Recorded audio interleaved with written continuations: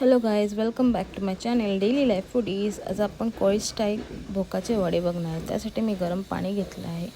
एक टोपाला थोडं तेल लावून घ्यायचं चांगलं मस्त.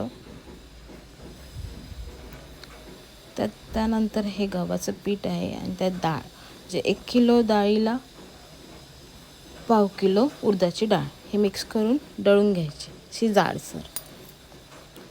आणि मग त्यात ओवा, जिरं,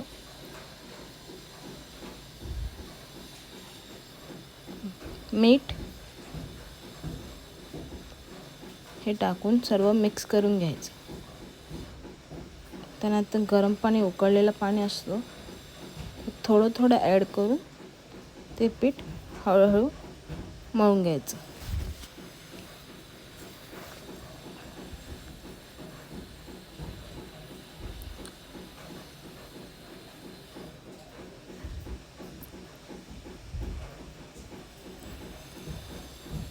थोडं थोडं गरम पाणी असतं म्हणून ते हळूहळू घ्यायचं. उकळलेलं पाणी असतं त्यासाठी.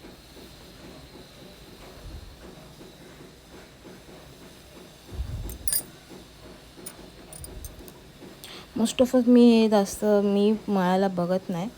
सो मी काय करते, थोडंफार मळलं आणि मग ह्यांच्या हातात दिलं मळायला, कारण नेहमी तेच मळतात. याला जास्त चांगलं मसळून पीठ चांगलं मळावं लागतं फर्मेंट होण्यासाठी. हे असं चांगलं फर्मेंटसाठी भिजून मळून पीठ घ्यायचं.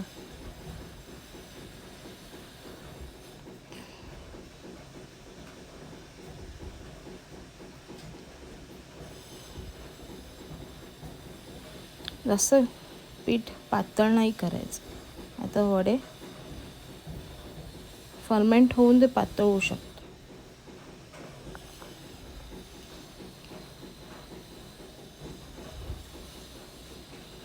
हे असं लेवल करून घ्यायचं.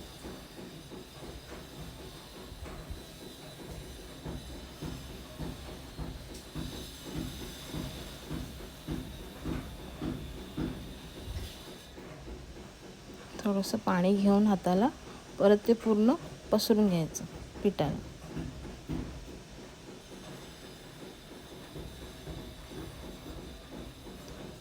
आणि मग ही बोटं अशी लावून घ्यायची.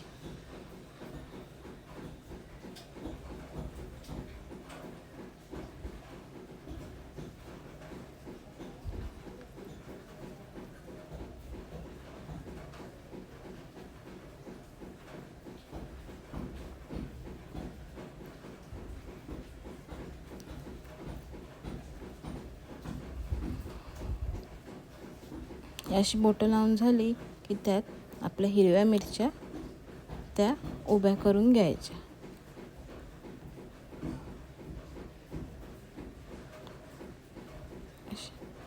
हिटिंगसाठी, कारण ते पीठ आलं पाहिजे, लवकर फर्मेंट झालं पाहिजे त्यासाठी.